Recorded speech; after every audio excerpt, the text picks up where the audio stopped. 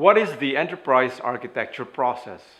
What do enterprise architects do on a daily basis? Let's take a look at the steps that we follow. The first is define the current state. You collect the business mission and vision and goals and objectives and come up with a good baseline for the current state. You also take a look at the technology inventory for the organization, whether it is in the networking infrastructure or business architecture or even data and information architecture. The next step is you define the mission for this particular initiative or change. You take a look at the current external and internal factors that influence this change or are affected by this change. In effect, that definition of the mission is critical to allow you to go to the third step, which is to define the target state.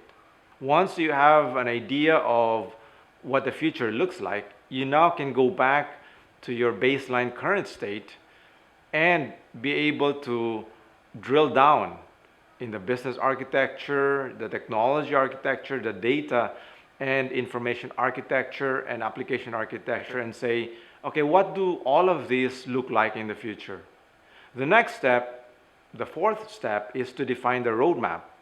What is important in this whole exercise that an enterprise architect does is it allows the consumers of this data and information to come up with an idea of a clear plan of action. A roadmap should include items like a clear timetable, how these different chunks of work are put one after the other or in parallel, how they're organized together. Lastly, what's, I guess, the most important part of the whole process is making sure that this roadmap is implemented properly. What is important here is the enterprise change that we've envisioned for the organization actually happens.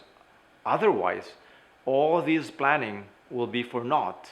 Therefore, the enterprise architecture process really is quite simple. You define the current state of the organization. You define the mission or the future that this particular change in the enterprise will fulfill. A third is to define the target state by refining the baseline that we've just accumulated. Creating a roadmap is the next step, and then finally governing this implementation to make sure that we actually reap the benefits of change.